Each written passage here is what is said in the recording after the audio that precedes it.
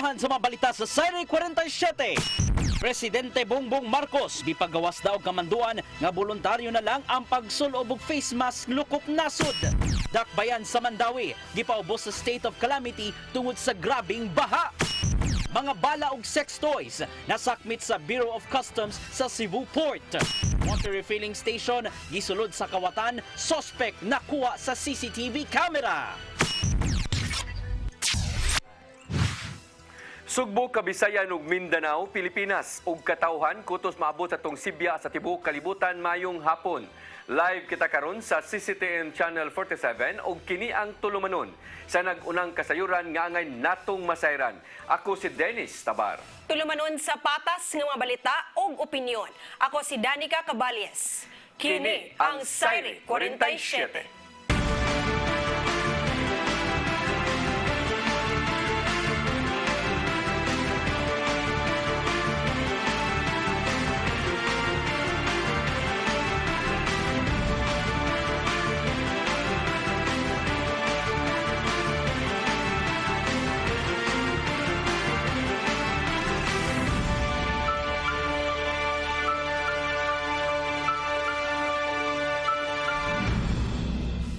Og karon sa kompletong detalye sa atong mga balita, hingpit nang gitugtan ni Presidente Ferdinand Bongbong Marcos Jr. ang voluntary nga pagsulob face mask lukop nasod. Gikonfirmar ni Press Secretary Trixie Cruz Angeles nga gipirmahan na ni Presidente Marcos ang Executive Order No. 3 nga nagtugot sa paghubo sa face mask kung anaa sa gawas o hawan nga mga dapit. Ipatuman ang voluntary nga pagsulob sa face mask kung maayo ang ventilation sa hangin o guway nagpunsisok sa gawas. Apan nagpadayon gihapon ang paggamit sa face mask sa higayon nga musakay sa bisan unsang pampublikong transportasyon. Giyawag usab nila ang wa mabangkunahi o mga masakiton sa pagsulob og face mask og distansya usab sa usag-usa. Giklaro ni Cebu City Mayor Michael Rama nga dili niya wagtangon ayang observation period sa iyang executive order labot nini. Apan magpaabot usab ang kapulisan sa dakbayan sa Sugbo alang sa implementing guidelines.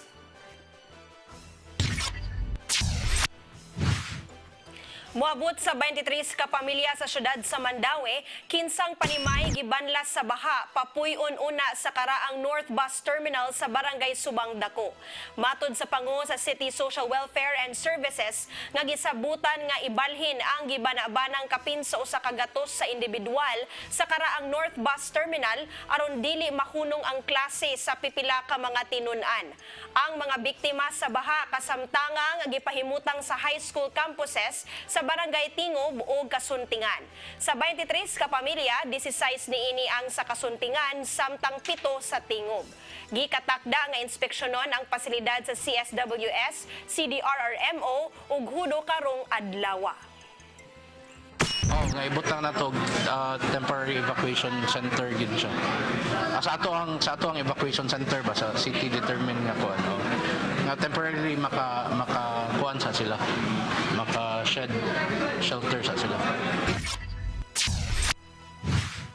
Subay sa maong balita ni paubos sa state of calamity, subay sa epekto sa kadaot sa baha niadtong Biyernes sa hapon. Ang pamilya nga grabing naapektahan sa baha gitakdang makadawat og financial assistance. Ang kasayuran ihatod ni Mary Rose Sagarino. Atol sa regular session kaganinang buntag, ang mga miyembro sa City Council ni-aprobar sa rekomendasyon sa City Disaster Risk Reduction Management Council pagpaubos sa tibuok dakbayan sa state of calamity. Kinisubay sa epekto og kadaot nga gihatag sa baha niadtong Biyernes sa hapon. Coverage of the effects, no? I mean the affectation is so vast that we really have to declare the entire city under the state of calamity. This is again after 30 years na itabo na awas tong areas nga wala mo awas since then. Gipatuman ang state of calamity aron mas mapadali ang pag-atiman ug sa paghatag og financial assistance para sa mga nabahaan sa dakbayan. Gikatakda nga magtigom ang Committee on Finance, Budget Officer ug si Mayor Jonas Cortez alang sa pondo nga kinahanglang ipagawas sa dakbayan. Sa dato sa City Social Welfare and Services kun CSWS, 11 sa 20 city ka barangay sa syudad ang naapektaran, diin 500 ka pamilya o 2,000 ka individual ang gibakwit. Friday night we have activated kuan gyud 6 evacuation centers. Mautong sa Paknaan, kaduna sa Vamujim, we have sa Umapad, no? We have from Tingob, we have from Kasuntingan, Tabuk, and then Magikay ang ikaunom. And then the day after na wala na dayon ang Paknaan, so nabil na tutulo na lang. Gihulagway usab nga ang nahitabong pagbaha ni adtong Biyernes ang pinakagrabe nga nahitabo sa dakbayan karong tuiga. Giingong mausab kini ang unang higayon sukad sa ning labay nga 30 ka tuig nga niawas o grabe ang kataas sa tubig sa Butuanon River. Yes, nagay mga nilapas gustaw, no. So sa may ang ato nang nabuhat ron is moto nag-preemptive evacuation sa naiuban nga they chose not to evacuate and last minute motong uban na trap na lang sila mga balay. Salamat sa Ginoo nga at that time it's low tide, so dali na sad ni dagayday pa doon sa dagat lang ato ang mga tubig sa baha. Si Mayor Jonas Cortez ay ang Facebook post niingon nga magpatawag siya og roundtable discussion sa mga national agencies para sa paghatag og solusyon sa problema sa baha, hilabi na sa Butuanon River tungod sa grabeng tubig gikan sa kabukiran. Mary Rose Sagarino, CCTN News.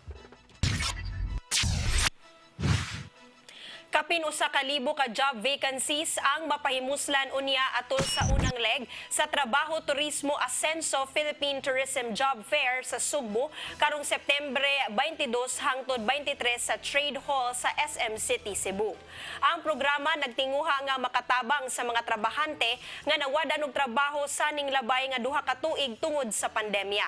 Pipila sa mga trabaho nga itanyag mo ang duty managers, housekeeping ug room attendants, front office personnel, receptionists, marketing associates, cook, customer service specialist, executive assistant of the CEO, tourist drivers, mechanics ug uban pa. Ang programa gipanguluhan sa Department of Tourism sa pakipag-alayon sa Department of Labor and Employment ug Department of Manpower Development and Placement kon DMDP sa Cebu City Government. The Philippine Tourism Job Fair, this is again a simultaneous pilot launching on September 22 to 23 in Cebu, September 22 to 24 in National Capital Region, and September 22 to 23 in Davao. So again, on behalf of our Secretary, we thank you, and please, all our job seekers, our employers, those who wish to join, we have still available room for you to this event. Gilusad na ang nutrition ban feeding program ni Senador Amy Marcos sa lungsod sa Konsolasyon. Tutukan sa maong programa ang panglawas sa 1,000 ka mga bata alang sa maayong nga nutrisyon sud sa 120 ka adlaw. Ang kasayuran ihatod ni Gian Navarro. Tutukan sa kagamhanan ang panglawas sa dili mo menos 1,000 ka mga bata sa lungsod sa Konsolasyon, probinsya sa Subo. Kini pinagi sa Nutriban Feeding Program gikan sa buhatan ni Senador Amy Marcos nga mula nat sulod sa 120 ka adlaw o 4 ka buwan. Sugod karong September 19, pakanon og Nutriban ang mga bata gikan sa 21 ka mga barangay sa Konsolasyon isip usa sa mga pilot areas. Adlaw-adlaw ng tutukan sa mga barangay health workers ang pagpakaon og Nutriban nga napuno di ay sa micronutrients nga gikinahanglan sa lawas. I-monitor usab nila ang mamahimong timbang sa mga bata kung milambo na ba humanatagan og saktong pagkaon. Gibutyag sa Executive Director sa Simply Share Foundation nga si Pamela Baricuatro nga giplanuhan ang pagbalik sa Nutriban Feeding Program niadtong Hunyo uban ni Senador Marcos. Inubanan sa kooperasyon sa ubang mga foundation na ninguha silang matagan og maayong panglawas ang mga batang ana sa 3 ngadto na sa 5 anyos ang pangidaron kinsang wala matud pa nakapahimo sa bisan unsang feeding program sa gobyerno. Mauni nga iyahang gid close ayang heart ang kaning Nutriban program. So gipatawag niya ang tanang mga foundation, mga hunger warriors to talk about Nutriban. So diha to nagsugod. So gusto niya nga musugod lang una og mga pilot areas. So mupili lang mi og tulo ka area sa Philippines. Sugdan dayon kay para makita unsaon na mo paghimo ani all throughout the Philippines later. Sa wala pa ang pilot implementation, gilusad ng daan ang maong feeding program nitong September 11 dungan sa birthday ni anhing Presidente Ferdinand Marcos. Niya nang gigayuna, giatagan og Nutriban nga adunay duha ka flavors ang 150 ka mga bata sa lungsod sa Konsolasyon. Usa sa mga misaksi sa paglusad mao si Mayor Teresa Nene Alegado og mihangop kini sa Nutriban feeding program. Andam hinuon kining moabag sa proyekto ni Senador Marcos sanglit gisiguro usab niya ang maayong panglawas sa mga bata. You know, nutrition is so important kay mao na reason ron nga there are some generations di kasabot. It's because they lack nutrition while they were young. So kini grabe man ni siya input. This is so prepared nga complete. So malipay ko nga kini magtubo ni mga bata mawa akong frustration, mawala akong apprehension nga tingali niya mo deteriorate ang Pilipinas. Sa Nasayra naguna ang Subo sa mga lugar nga dunay taas nga ihap sa malnutrisyon, sumapa sa datos sa National Nutrition Council. Usa kini sa mga factors nga nung gilusad sa Sugbo ang pilot implementation sa Nutriban feeding program. Sa higayong Mulambo, ipatuman ang maong programa Lukop Nasod. Logistically, kuan masad feasible man kayo ang konsolasyon. Pwede masad kayo siya layo. So dali ra namo ma-monitor ang mga kuan dire, mga programs nila unsaon nato pag nga mahanay gyud maayo ang Nutriban feeding program. Ian Navarro, CCTN News.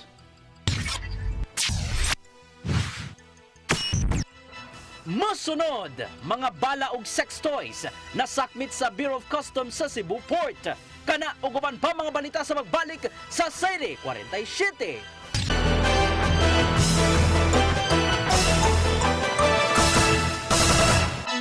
Balik sa ato mga balita, mga undeclared nga ammunition o sex toys sa nga gi-import gikan sa Amerika na intercept sa Bureau of Customs Port of Cebu.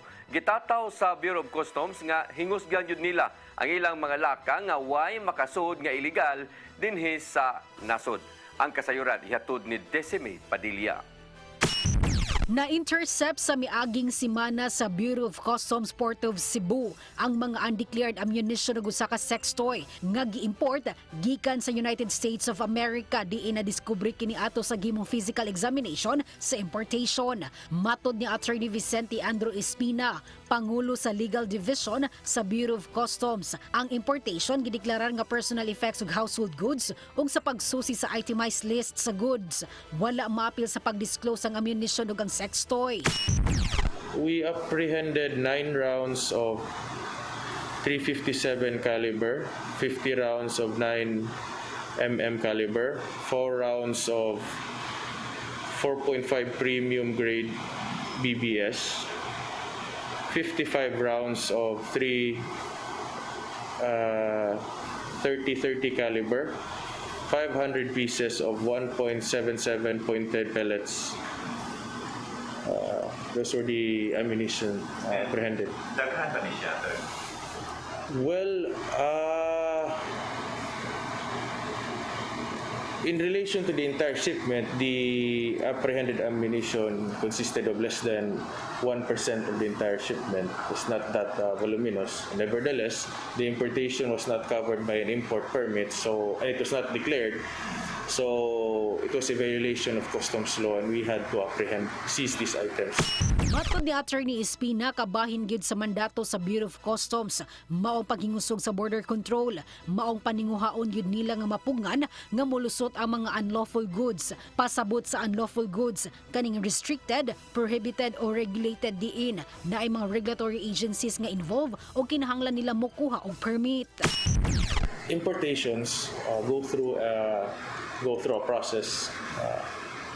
In this particular importation, the goods were physically examined. In the course of the physical examination, these items were discovered. And when it was when the examiner counter-checked the packing list or the itemized list of the goods declared by the importer, it was not there. It is easy, and then when he checked the documents, he discovered that not only were they not declared, the import permit was also not there. Base sa record nga nakuha sa BOC, ang importer giingong dili sa syudad sa Sugbo. Dunay proseso nga gisunod ang BOC sa mga goods nga nakumpiskar. Muagi kini og forfeiture proceedings. Hatagan og chance ang importer nga ma-explain apan kung madesisyonan nga dunay gikalapasan nga nahimo, ang goods ma-forfeited pabor sa gobyerno. Ang BOC dunay mga paagi sa pagdispose sa mga forfeited goods, sama sa public auction, pagguba sa mga goods, pag-donate ug pag-turnover sa regulatory agency. Mensahe sa Bureau of Customs sa tang importers nga mutuman sa customs law, sama sa pagkuha sa mga regulatory permits ug uban pa nga gikinahanglan nga dokumento, kay dili gid mo tolerate matud pa ang BOC sa mga unlawful importation. Sa report sa BOC, sulod ning tuiga ang Port of Cebu dunay 30 ka seizures sa nagkalain-laing unlawful goods. Sagad sa rason nga nung nakumpiskara, wala makakuha og regulatory permit nga gikinahanglan o kahaan declared. Decime Padilla, CCTV News. Laing hugna sa investment begging buhaton na sab ni Cebu City Mayor Michael Rama human og mga adlaw mularga kini sa kauluhan alang sa maong katuyuan. Ang investment begging kabahin sa tinguha sa administrasyon sa mayor nga masusama sa nasod nga Singapore ang syudad sa Sugbo. Ang kasayuran ni hatod pagbalik ni Decime Padilla. Mularga na sab og mga adlaw paingon sa Manila si Cebu City Mayor Michael Rama alang sa laing hugna sa iyahang gitawag nga investment begging sa syudad sa Sugbo. Kini mao'y gipahibaw ni Mayor Rama ato sa flag raising ceremony sa Makawani sa Cebu City Hall ganihang buntag diin kuyog niya sa iyang paglarga mao ang City Planning Officer Architect John Michael Yumi Espina, South Road Properties Management Office Head Roberto Bovarquez, Public Information Office Head Sherwin Eviota ingon man ang iyahang protocol officer. After paglimos, balik Lunes na din si Secretary Simato, hopefully maabot si Senator Franklin Dillon o si Secretary Babes Singson. Muna ako nang gipaandam ni Colin while we are in Manila, magpakilimos, andamadaan. Sa paglarga ni Rama sa kauluhan, gitahasan ni iyang Executive Secretary Attorney Colin Rosell ug City Administrator Jose Ardosa nga mutan-aw sa operasyon sa kagamhanan sa syudad samtang wala siya. Ang mayor miasoy nga nagplano sila nga dili lang mangayo og tabang sa mga investors apan mangayo usab sila og tabang ni Presidente Ferdinand Marcos Jr. Kunya ugma, hopefully bitado ko sa Malacanang. Pagkagabi, hopefully, bitado sa ko with birthday ni BBM. Iampo mi, ha? Iampo mi. Sa buntag, no? Buntag, Malacanang, alas 11. Gabi, hopefully, with a certain group sa presidente. Kay iyang adlaw, celebration ugma. So, ampo lang ta, na nindot ang amuang pag-adto sa Manila. Sa miaging buwan, si Rama uban sa mga pipila ka mga kadagkuan sa Cebu City Hall miadto sab sa Manila og nihimo sa investment begging nga kabahin sa tinguha sa iyang administrasyon nga masusama sa nasod nga Singapore ang syudad sa Sugbo. Pipila sa magisaad sa mga investors nga istorya sa mayor mao ang pagkumpleto sa Cebu City Medical Center kun CCMC gikan sa iladong magpapatigayon nga si Manny V. Pangilinan. Decime Padilla, CCTV News. Sa laing balita, moabot sa 11,000 ka mga bamboo seedlings ang ipangtanom sa World Bamboo Day karong Sabado, September 17 adto ni sa lungsod sa Tuburan. Ikatakdang mag-abot ini higayon na ang 4 ka mga gobernador gikan sa Central Visayas. Ang kasayuran ihatod ni Gian Navarro. Ipangandaman na sa lokal nga pagamhanan sa lungsod sa Tuburan ang pagpahigayon sa World Bamboo Day karon ng Sabado, Setyembre 17. Inubanan sa Cebu Bamboo Industry Development Council. dungan nga ipangtanom ang moabot sa 11,000 ka mga giant bamboo seedlings ngadto sa 47 ka mga barangay sa maong lungsod. Special guest sa maong kalihukan silang Cebu Governor Gwendolyn Garcia, Bohol Governor Erico Aristotol Aumentado, Negros Oriental Governor Henry Teves ug Siquijor Governor Jake Vincent Villa. Matod ni Tuburan Mayor Democrito Aljun Diamante nga may pasalig ng daan ang mga opisyal gikan sa 47 ka mga barangay ug mga lot owners silang lungsod alang sa pagsalmot niini. Kabahin kini silang tinguha nga mao ang pagpakgang sa climate change pinaginaw niya sa pagpananom ug mga kawayan. Kini mo ni siya ato ang social responsibility. Labi na gyud sa atong mga donors no sa atong planting materials kay donated man ni siya sa atong mga negosyante ug mga politiko nga mga higala. So mo na nga ilan niya ang murag mataw nga atong corporate social responsibility. Alang ni Asturias Vice Mayor Benjo Labuca, tukma ang pagpahigayon sa World Bamboo Day dinhi sa Subo tungod kay nasinati sa masugbanon ang epekto sa halapad nga pagbaha. Pinagi sa ipang tanom nga mga kawayan, maprotektahan usab ang kalikupan batok sa mamahimong daotang epekto sa climate change. Isip chairman sa Cebu Bamboo Council, nakita ni Labuca ang maong inisyatiba na dako og kahigayonan aron mapalambo pa ang bamboo industry lokop Sugbo. Murisulta hinuon kini sa dugang pa mga oportunidad sa ilang mga konstituente sanglit daghang mga produkto ang mahimo pinaagi sa kawayan. Tingali mo ang panahon kung palitan mo order mo og trees for trees. Pangutan-on tingali mo unsa may inyong gusto. Gusto ba mo kawayan o unsa may inyong gusto? Pero mahimo lagi ng priority ang kawayan. Engineered bamboo. And take note, sa unang panahon wala pa mausong kabilya naa na ang kawayan. Ipaginaw ni Mayor Diamante ang kalampusan sa maong kalihukan karong Sabado nga pagkasaksihan usab sa mga undersecretaries gikan sa managlaing ahensya sa gobyerno. Maong gihawag niya ang ubang mga Sugboanon sa pagpananom usab og kawayan ngadto silang dapit sanglit dako kini og tabang sa komunidad. Kung ang tanang lungsod sa Tibok Probinsya sa Sugbo, tanang mga mayor mudawat sa hagit ni Vice Mayor Benjo nga kada tuig mo sponsor sila, accept sila sa World Bamboo Day ato sa ilang lungsod itanom. Unya himuon nila ang pareha sa gihimo nako sa Tuburan. Sigurado gyud ta in the next 10 to 20 years puno na sa kawayan ang taot atong tibuok Sugbo. Ian Navarro, CCTN News.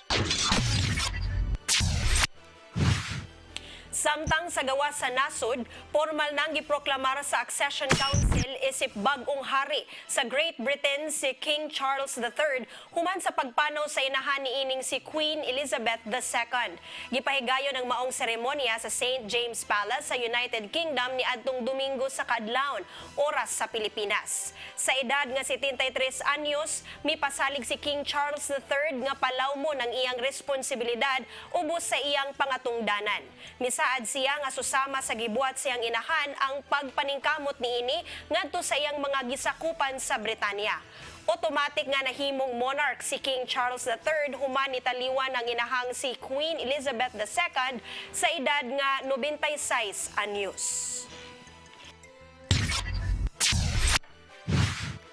Ikaduhang shoot for akos nga gipahigayon sa Cebu Federation of Beat Journalists gihimo didto sa lungsod sa Minganilla. Nahimo kining malampuson human usab nga mitambong si Governor Gwendolyn Garcia.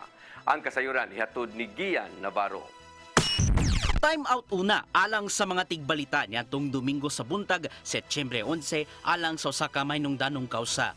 Gipaygayon diha sa lungsod sa Minganilla ang ikaduhang hugna sa Shoot for a Cause nga gipasiugdahan sa Cebu Federation of Beat Journalists kun CFBJ. Gawas sa mga tigbalita o opisyal sa CFBJ, may saksi usab ang mga opisyal gikan sa Philippine National Police o Bureau of Jail and Management and Penology 7.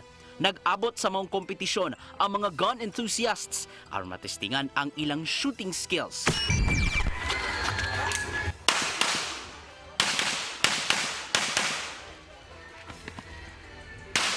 Guest of honor sa maong kalihukan, si Gobernador Gwendolyn Garcia agi og pagsuporta sa kausa sa hugpong sa mga legitimate reporters sa Sugbo. Alang niya, dako og tabang ang papel sa media aron pagpadangat sa mga polisiya, ilabi na sa diyang giigo ang Sugbo sa COVID-19 pandemic crisis ug ubang katalagman. We're living in interesting times. where the dynamics of reporting continue to change. In fact, nawa na ang traditional na paagi where all of us were depending on reading print media. Because of this, tanawa, daghan kayo ron nag-live, diretso ni, daghan na nanaw. Tungod diining cellphones nga makadiretso na dayon, o capture live. Ang proceeds nga nakuha sa Shoot for a Cause gamiton alang sa mga programa sa CFBJ nga gilangkuban sa kapin usa ka gatos ka mga sakop sa media gikan sa TV, radio, print ug online. Usa sa mga programa nini mao ang Health and Emergency Assistance alang sa mga tigbalita nga labing nanginahanglan ning panahon na. Maong dako ang pasalamat usab sa CFBJ President nga si Arnold Bustamante sa mga miabag sa maong fundraising activity. Ang Shoot for a Cause tipik lang sa mga kalihukan ning nagkaduol nga kasaulugan sa Cebu Press Freedom Week nga may tabo sunod semana. Gian Navarro, CCTN News.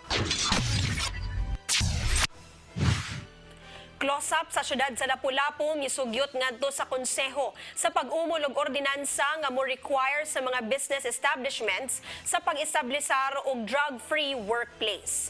Ang kasayuran ni hatod ni Fatch Anthony Inso.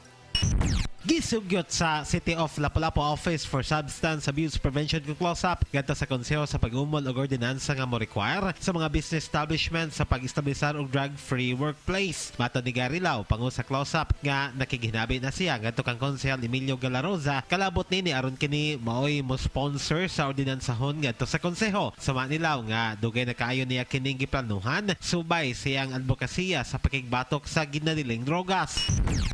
To establish a drug-free workplace. Dugay na nila itong pangando sa first term pa ni Mayor. And na-realize tan siya karon, no? So, atong giduo si Councilor Galarosa, and I am very happy nga si Councilor Galarosa being the chairman sa Committee on Dangerous Drugs and Health. He was working in it. Ang draft ordinance nga kung gi-submit sa iyahang gi-revise, iyahang panindot. Ubos sa mga ordinansahon i-require na ngadto sa mga business establishments ang pagpaubos sa drug test sa ilang mga aplikante sa dili pa sila dawaton. Gawas nini kinahanglan usab nga mopahigayon og random drug test ang mga establishmento pag siguro nga wa magadis-adis ang ilang mga empleyado. Na mga requirements, no? So, muna siyang Lapu-Lapu City Business Establishment Drug-Free Ordinance. So, wherein they will require their employees na ipaubos o drug test, no? As part sa mga requirement na pagsuot, i-undergo sila o drug test. Gitugang nila nga karong adlaw nga Miyerkules gigatakda na nila kining ipresentar ngadto sa konseho diin mo konsulta usab sila sa City Legal Office ingon man kang Mayor Junard Hongchan kalabot sa mga lakang. Fatch Anthony Inso, CCTN News. Sa Dakbayan sa Lapu-Lapu gihapon nahimong malampuson ang Gitara Festival dito sa Barangay Marigondon sa maong syudad. Gipahigayon kini kagahapong adlaw. Highlight sa maong festival mao ang ritual showdown nga gisalmutan sa 5 ka mga contingents. Nahimong madaugon sa mao nga indigay ang Sitio Datag isip mo'y grand champion samtang ang ritual showdown nasimong second placer ang Sitio Buyong ug third place ang Sitio Luok. Nahimong best street dance usab ang Sitio Buyong ug nahimong festival queen ang representante gikan sa Sitio Luok. Nasairan nga naila ang Barangay Maribago sa ilang produkto nga gitara o kinung sista. Human kini nga maoy panginabuhian sa daghang residente diha sa maong barangay.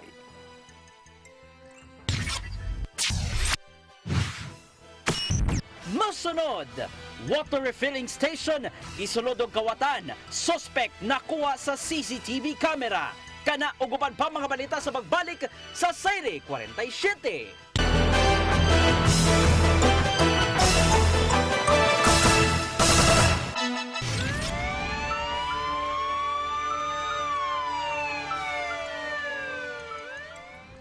Balik sa atong mga balita, nabalhog sa prisuhan ang usa ka lalaki. Human misuway og tuli sa usa ka pulis Niadtong Sabado sa Barangay Capitol Site, Dakbayan sa Sugbo. Suma pa sa Biliana Police Station, nagbisikleta ang biktima nga si Patrolman Sigrid Paul Yurpo. Samtang off duty kini, sa dihang mibabag kaniya ang suspek nga si Rogelio Lipar nga nakamotor. Daling nanion sa armas ang dinakpan aron makuha ang cellphone sa biktima. Apan napakyas ang maong papanulis, human nagpaila ang biktima nga usa siya ka pulis ug iyang na sikop ang suspek. Na-recover gikan ni Lipar ang usa ka 38 kalibre nga armas, human dali nga nabawi usab ang cellphone nga gikuha. Kasong pagpangawat ang giatubang karon sa suspek.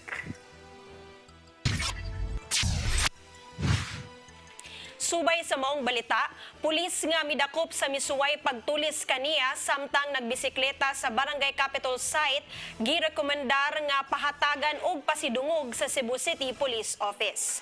Ang kasayuran ni hatod ni Arnold Bustamante.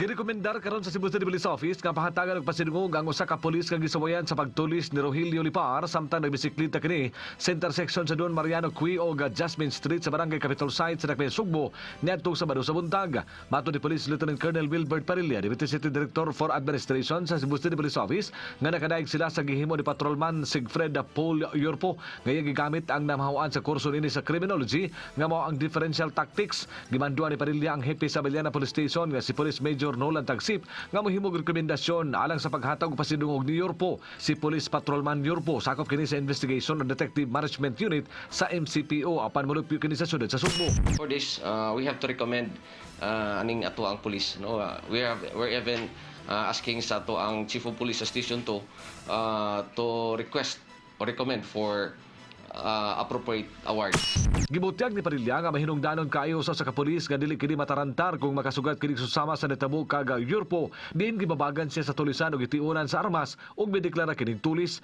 sa dihang misuway sa pagkuha ang suspitsado siyang cellphone nga gibutang niya sa back pocket sa cycling shirt. Gikuptan dayon sa pulis ang bukto niini ug gitumba niya kini hangtod nga ihang nailog ang armas. Yes, that is part of the training sa PNP, no. Ang ato ang martial arts. So doon natin mga martial arts nga gitudlo, so different kinds of martial arts. Muna ana makita nato nga kinahanglan sa gyud nga physically fit sa ato ang pulis. And enough courage, because kung wala kay courage nga mo subdue sa imong suspect considering nga you don't have firearms, so dili sad gihapon, baliwala na lang nimo. Dili lang ka mo report kay maulaw ka. Sa gihimong background investigation sa Biliana Police Station na suta, nga notado na nga tulisan ang suspitsado nga si Rogelio Lipar. Daghana aga na biktima niini, dili lang sa area sa Station 2 lakip na sa ubang lugar nga sakop sa laing police station sa Dakbayan sa Sugbo. According to the Chief of Police also, nga noted sa ning suspect nga nang biktima dili lang diri sa area sa Station 2 but in other areas nga mga police stations. So armado ning suspect sa... Yes, doon na siya pistola, no? A 38 caliber revolver. And with ammo. Gikihan na sa Biliana Police Station na ninakpan sa kasong robbery. Ang posibleng lain pa nga mga kaso ang atabangon ini kung doon ay mga reklamanting manungop silang buhatan nga sila na biktima usab ni Lipar. Arnold Bustamante, CCT News. Water refilling station nga nahimutang sa Barangay Labangon, siyudad sa Sugbo, gisud sa kawatan samtang nangatulog ang mga empleyado. Ang maong pagpangawat nakuha sa CCTV camera. Ang kasayuran ihatod pagbalik ni Arnold Bustamante. Gibanabanang anana sa tuwang gabi misulod ang wala pa mailing suspitsadong kawataan sa usa ka water refilling station nga nahimutang sa Barangay Labangon sa Dakbayan sa Sugbo samtang nangatulog ang duha ka mga trabahante. Nakuha sa suspitsado ang cellphone sa usa sa mga trabahante nga mobalor sa 70,000 pesos lakip na ang mga importanteng butang ug dayong sibat. Tungod sa kaklaro sa video dali ra mailhan ang dagway sa suspitsado, ilabi na nga nag-viral kini sa social media. Matod ni Police Lieutenant Colonel Wilbert Parilla, Deputy City Director for Administration sa Cebu City Police Office, nga mokuha sila kopya sa CCTV o gila kini nga ipangapod-apod sa mga police station sa ronitandi sa mga notado na nga mga kawatan. Yes, ato nang mga yuta nagkopya, no? Then ato ang ihatag sa ato ang different stations basin doon na sa sila na include ni sa ato ang record na natay mga copy ani. Dugang ni Parilla nga ingon ini ka mahinungdanon sa pagsulbad sa kaso ang closed circuit television kon CCTV, ilabi na kung high definition kini. Sanglit maklaro man ang panagway sa mga suspitsado. Gumikan ini mo rekomendar sila sa kagamanan sa Dakbayan sa Sugbo nga require gyud ang mga establishmento nga magbutang og mga CCTV camera una hatagan sa business permit. Lakip sa lang sugyot nga aga mga CCTV nga gipanaggiya sa mga pribadong kumpanya ma-access kini sa Cebu City Hall aron nga dali ra masulbad ang krimen dungan sa pasalig nga ang privacy sa maong buhatan mapadalipdan. Ato nang i-required and we are also planning kay doon na sa mi-suggest nato nga ang kanang tanang CCTVs nga pwede siyang makonect sa doon na siya connection sa tanang nga usang connection from the City Hall nga ang tanang mga CCTVs ilahang makuha doon na sila connection by interconnectivity within the city. So anytime. So we have to recommend that sa city nga ilahang ma-study nga ang tanang mga CCTVs within the city doon na interconnectivity sa City Hall. Giangko ni Parilla nga nakikinabi na sila kang Konsehal Philip Safra labot sa mong tinguha. Sanglit ilang nakita nga importante kaayo sa crime prevention o crime solution ang CCTV camera. Arnold Bustamante, CCTV News.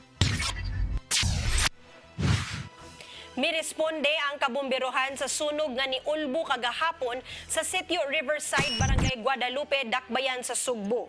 Ang alarma nadawat sa Cebu City Fire Department alas 4:58 sa hapon ug nakontrolar alas 5:20 City. Base sa investigasyon, ang sunog nagsugod sa panimay ni Noel Baco. Sigon sa report, 4 ka balay ang hingpit nga naugdaw samtang 8 ang naapektuhan. Gibana-bana nga mukabat sa 675,000 pesos ang gibilin nga danyos, samtang walay gikatahong adunay nakalas o bakahay na angol atol sa hitabo. Sa pagkakaron, padayon pang gisusi sa kabumberohan ang hinungdan sa pag-ulbo sa kayo.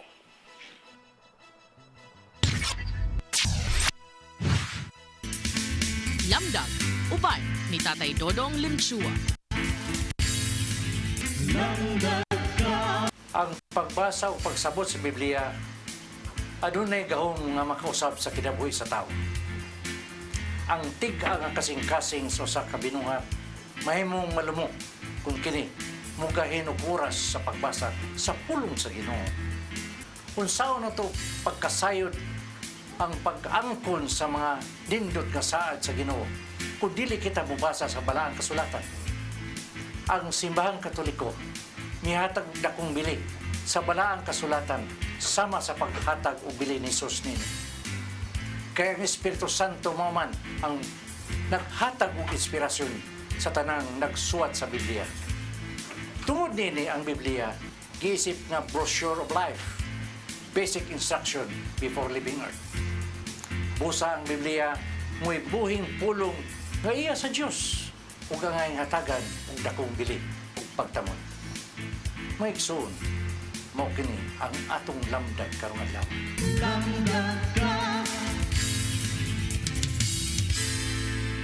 Mao kadto naglangkob sa atong mga balita sa Sayre 47. Ako si Dennis Tabar. Ako si Danica Cabales. Hangtod ugma sa inyong paboritong tulumanon. Sayre 47.